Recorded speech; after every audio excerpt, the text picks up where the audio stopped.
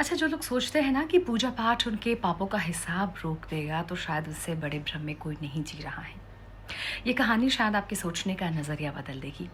महाभारत के युद्ध से पहले एक रात हस्तिनापुर के महल में दुर्योधन अकेला बैठा भगवान शिव की पूजा कर रहा था। सामने दिया जल रहा था और वो घंटों से मंत्र पढ़ रहा था। उसे विश्वास था कि इतनी भक्ति के बाद भगवान कभी उसका साथ नहीं छोड़ेंगे। लेकिन ये वही दुर्योधन था जिसने एक स्त्री का अपमान किया था, अपने भाइयों का हक छीन लिया था, अहंकार और अधर्म को अपना स्वभाव बना चुका था।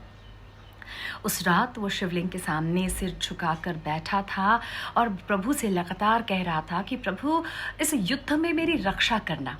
तभी पास में खड़े विदुर ने कहा कि राजकुमार, भगवान भक्ति से प्रसन्न होते हैं, लेकिन न्याय कर्मों के हिसाब से ही करते हैं।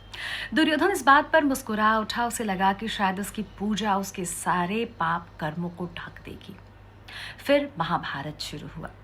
भीष्म, द्रोण, कर्ण और तमाम बड़े योद्धा का अंत हो गया और अंत में दुर्योधन भी रणभूमि में पड़ा था। उसकी आंखों में एक सवाल था कि इतनी भक्ति के बाद भी वह हार कैसे गया।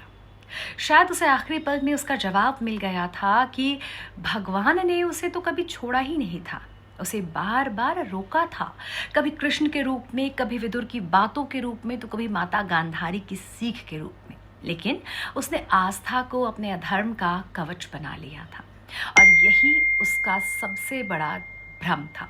क्योंकि आस्था आपको रास्ता दिखा सकती है, लेकिन बुरे कर्मों का फल नहीं मिटा सकती है।